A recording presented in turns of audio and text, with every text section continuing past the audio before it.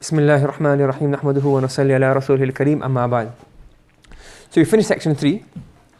We discussed phrases. Now we're moving on to section 4. And section 4 covers pronouns. Now before we actually go into the pronouns, I want to explain to you two things. One is how the pronouns work, and number two is where these pronouns come in a sentence. Okay? So this will also include a bit of a recap. So, jumla. Correct? How many types are there? Two, which is? Ismiya and fa'liya. Okay, we've got the fa'liya, we've got the jumla, ismiya. And obviously, fa'il, fa'il, maf'ul, zarf, mubtada, khabar. Yeah? Fa'il. What's the fa'il going to be? A verb. And the rest? The rest have to be what? Noun. Okay, so all of these have to be what? A noun, which is called an ism. Correct? Yeah. Once we do further on, what do we do in the second stage? That these, instead of having a single ism, what can we have?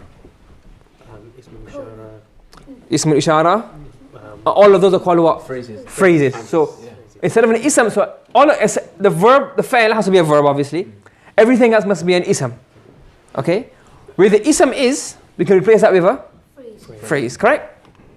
And the phrase of the mawsuf sifa, ism al-ishara, musharu ilay, mudaf ilay, and the ma'tuf alay and ma'tuf. Correct? And there's one phrase missing, which is which phrase is missing from these? There's only 1, 2, 3, 4. What's the fifth one? The jar, majrur, the zarf. And that, I'll put that separately because that can only come as the zarf position or the khabar position. Yeah? Is this making sense, this table? Yes. Right. We've got this far. We've covered this much. So we have the jumla. Jumla has these slots. This slot has to be a verb. These slots have to be ism. Wherever you can get ism, you can also replace that with a phrase.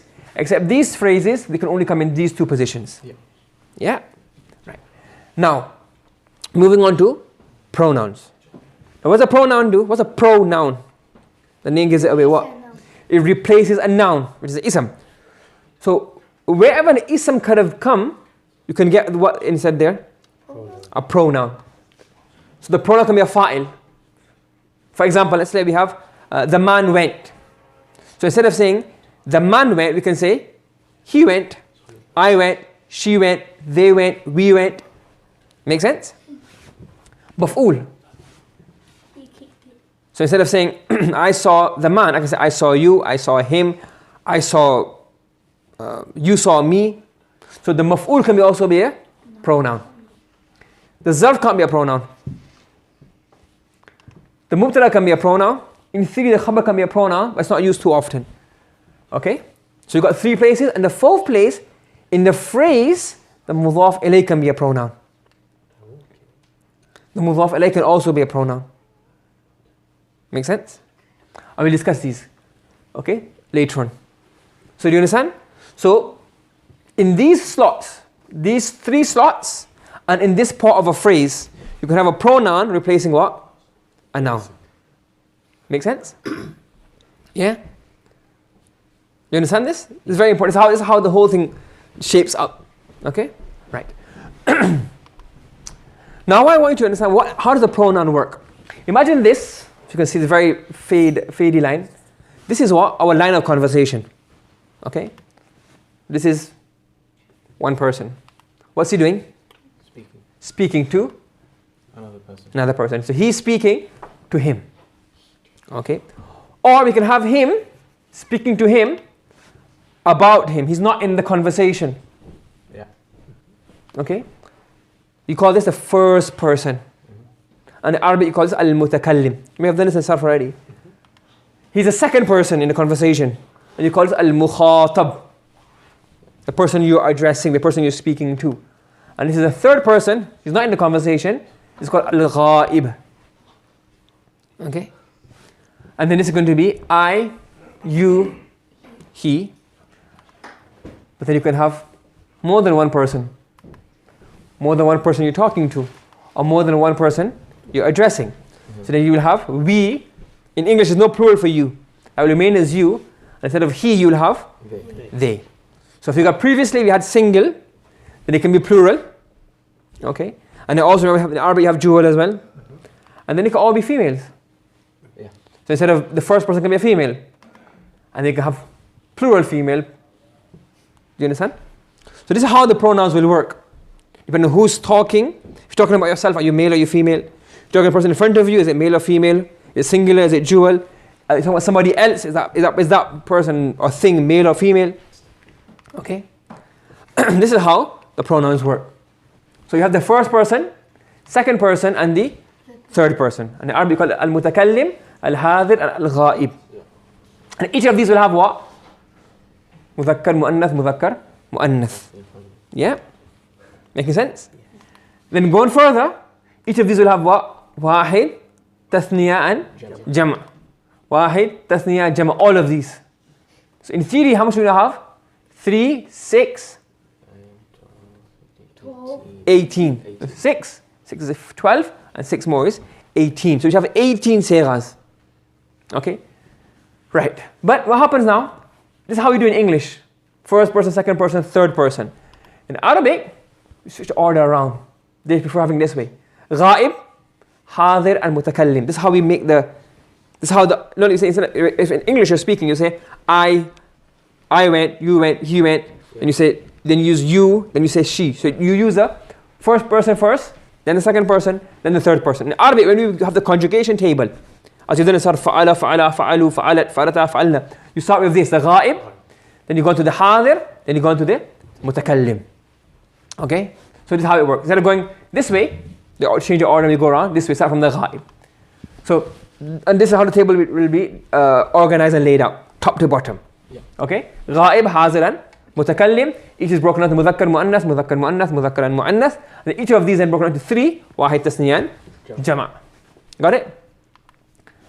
But the Arabs, for some reason, they deem it unnecessary to have a jewel for the mutakallim. Okay. So they have a jewel when you're speaking to somebody, or when you're speaking about a third person. When they're speaking about themselves, if two of us in a conversation, we would use a plural. There won't be a jewel. It's like English. It's I to we, straight. There's no jewel in between.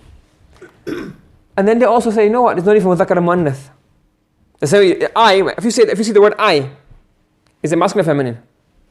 There's no gender to that. Yeah? Okay, same thing's happening here. Mutakallim is first person. First person. So in first person, there's no gender and there's no number. So this is what you end up with. Instead of 18, we've removed how many? 1, 2, we removed 4 of them. Okay? Because then obviously it's a repeat in it, so we don't need this at all. So we end up with 1, 2, 3, 4 removed altogether. So we end up with 14. Then you get the fa'ala, fa'ala, fa'alu, fa'alat, fa'alata, fa'alna. And this table is for everything.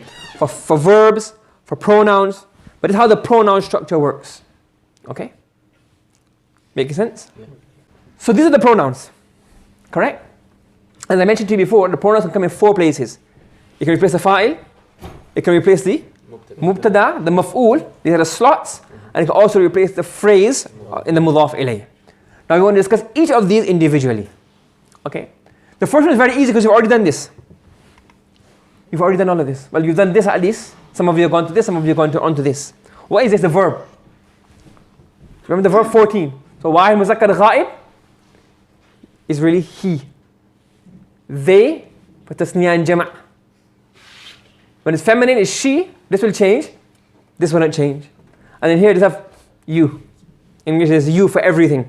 Whether singular, plural, or dual, or masculine or feminine, it's just you. And you have I and we. Okay. Now what happens here now? The pronoun is actually within the fa'il. That's why the fa'il changes. So in other languages, like in Urdu or in English or French or Spanish, as far as I can, what little I studied in school, or didn't study in school, you have like fa'ala, you have like for example, I sat, you sat, he or she sat. Or I sit, you sit, he or she sits. The he and she come separate to the verb. I sit, I come separate, sit comes separate. But here what happens? In Arabic, they bring the fa'il pronoun. Comes within the verb. You get what I'm saying? When you say fa'alta, for example, fa'altu, for example, fa'altu means I did, or I sat, or I done. Yeah. The pronoun comes inside of the verb. You understand? So instead of having to say the verb and the fa'il, you can actually bring the fa'il within the verb. So for example, fa'altuma means you two people done. Same with the mudari, same with the amr, and same with the nahi. If you haven't done these, you'll do this in sarf. But the point is that the verb carries the pronoun of the fa'il within it. There's no separate fa'il.